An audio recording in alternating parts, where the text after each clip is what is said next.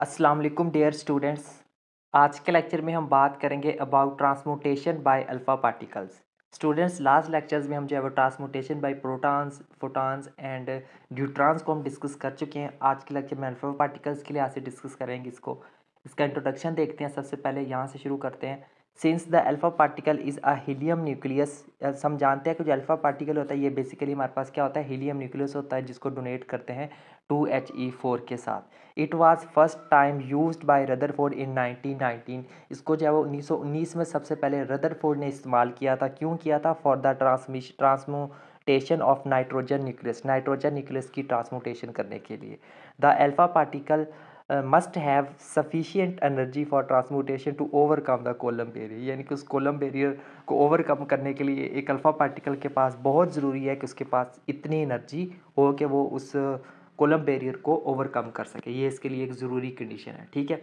उसके बाद इसको मज़ीद एक्सप्लेन करते हैं जी। यहाँ पे the apparatus use by Rutherford is shown in figure, यानी कि ये कुछ अपरेटस था जो कि रदरफोर्ड ने यूज़ किया था।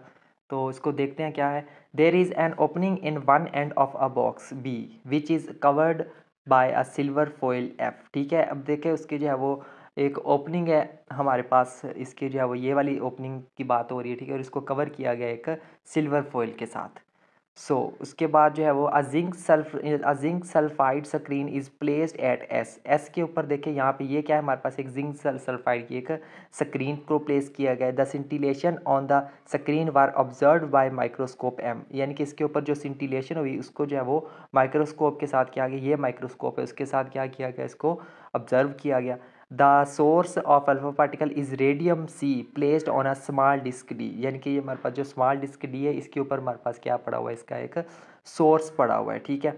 सो उसके बाद the nitrogen gas is introduced through side tubes T, यानी कि ये जो साइड ट्यूब्स हैं इनमें से जो है वो नाइट्रोजन को जो है वो इंट्रोड्यूस किया जाता है इसमें।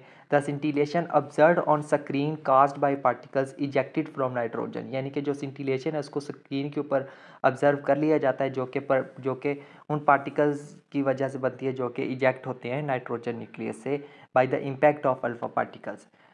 The measurement of the magnetic deflection of the particles suggested that they are protons। तो इससे जो मेजरमेंट थी उसके मैग्नेटिक डिफ्लेक्शन की, उससे ये पता चलता है कि ये सजेस्ट किया जाता है कि वो क्या है थे, प्रोटॉन्स हैं। आगे है जी हमारे पास the disintegration of nitrogen by alpha particles में बी रिप्रेजेंटेड एज, उसको जो है वो हम कुछ इस तरह से हम इसको रिप्रेजेंट कर सकते हैं। आगे है जी इसके रिएक्शंस की बात कर लेते हैं, जो कि हमारा मेन टॉपिक है इसके अंदर, ठीक है। सबसे पहला देख लेते हैं अल्फ़ा प्रोटॉन न्यूक्लियर रिएक्शन, यानी कि अल्फ़ा पार्टिकल्स के साथ हम क्या करेंगे, बॉम्बार्डमेंट करवाएंगे, हमें क्या मिलेगा रिजल्ट में, एक प्रोटॉन भी मिलेगा। तो इसमें इसकी जो जनरल फॉर्म है ये है हमारे पास जनरल फॉर्म, यानी कि क्या होगा, ये हमारे पास जो है वो एक अल्फ़ा पार्टिकल है 2He4। इसको जो है हम एक टारगेट न्यूक्लियर ZXA के ऊपर हम इसकी बॉम्बार्डमेंट करवाएंगे, इसके साथ इसका रिएक्शन करवाएंगे। उसके नतीजे में हमें क्या मिलता है, एक कंपाउंड न्यूक्लियस मिलता है। कैसे कंपाउंड न्यूक्लियस मिलता है, ए पर वालों को आपस में प्लस कर लेना है, नीचे वालों को आपस में प्लस कर लेना है, ये हमें कंपाउंड न्यूक्लियस मिल गया। अब ये जो कंपाउंड न्यूक्लियस ये किस में है, एक्साइटेड स्टेट में है। 10⁻⁻16 टाइम इंटरवल के बाद ये जो है वो फिर ब्रेक डाउन हो जाएगा डाटर न्यूक्लियाई में, और एक प्रोटॉन हमें यहाँ पर मिल रहा है। ये हमारे पास क्या है, प्रोटॉन है, और ये क्या है, डाटर न्यूक्लियाई है। तो आपने इसको लिखना कैसे, सेम एज इट इज़, इसमें से हमने क्या करना है, एक प्रोटॉन को निकाल देना है। प्रोटॉन निकालने के लिए क्या करेंगे, इधर देखिए A+4 है, उसमें से एक बाहर चला गया, पीछे 3 रह गए। नीचे Z+2 है, एक बाहर चला गया, पीछे क्या रह गया, Z+1। और इस एटॉमिक नंबर और मास नंबर के हल वाला जो भी एलिमेंट होगा उसको हम Y की जगह पे लिख देंगे। तो आगे देखते हैं इसकी एग्जाम्पल देखते हैं, ठीक है। यहाँ पे देखिए एक अल्फा पार्टिकल है 2He4, इसको जो है वो इसका रिएक्शन करवाया जाता है 5B10 के साथ। तो हमें क्या मिलता है, नाइट्रोजन मिलता है, कंपाउंड न्यूक्लियस, ठीक है। तो इसमें देखिए ये 10 और 4 मिलकर 14 हो गए, 5 और 2 मिलकर 7 हो गए, ठीक है। फिर ये ब्रेक डाउन हो जाएगा हमारे पास कार्बन में और प्रोटॉन में। एक तो हमें यहाँ पे देखिए प्रोटॉन मिल गया, ठीक है। अब देखिए 14 में से एक गया, ये वाला एक माइनस कर दिया, पीछे क्या रह गया हमारे पास 13। फिर इस 7 में से ये वाला एक गया, पीछे 6 रह गए, वो हमने अब 13 और 6 ये क्या है, कार्बन का एक आइसोटोप होता है, वो हमने यहाँ पे लिख दिया कार्बन, ठीक है। सेम एज इट इज़ आपने इस एग्जाम्पल को भी देख लेना है। इसी तरह से जो है वो हमारे पास ये अल्फा पार्टिकल न्यूट्रॉन का न्यूक्लियर रिएक्शन भी दिए हुए हैं, इसकी जनरल फॉर्म हमारे पास यही होगी।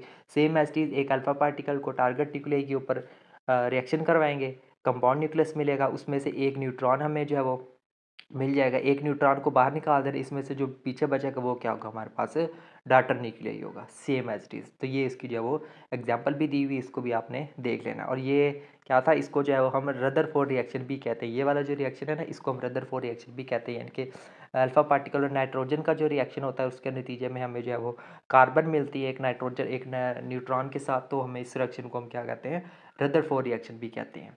एक और एग्जांपल दी हुई है, इसको हम क्या कहते हैं, चैडविक रिएक्शन देते हैं, यानी कि हम जब हम अल्फा पार्टिकल का बेरिलियम के साथ रिएक्शन करवाते हैं और हमें कार्बन और नाइट्रोजन मिलता है, न्यूट्रॉन मिलता है, तो इसको हम क्या कहते हैं, ये जो है वो हमारे पास चैडविक रिएक्शन कहलाता है। इसी तरह जो है वो हमारे पास अल्फा पार्टिकल और गैमा रेज का भी दिया हुआ है रिएक्शन, ठीक है। तो इसमें देखें हमारे पास एक अल्फा पार्टिकल को जो है वो हम टारगेट न्यूक्लियर के ऊपर रिएक्शन करवाएंगे, कंपाउंड न्यूक्लियस मिलेगा, वो जो है वो फिर डाटर में और गैमा रेज के अंदर क्या हो जाएगा, कन्वर्ट हो जाएगा, ठीक है। तो ये इसकी दो एग्जांपल्स भी दी हुई है।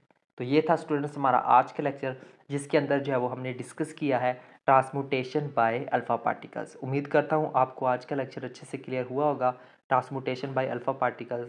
तो मिलते हैं नेक्स्ट लेक्चर में किसी और टॉपिक के साथ, तब तक के लिए टेक केयर एंड अल्लाह हाफिज़।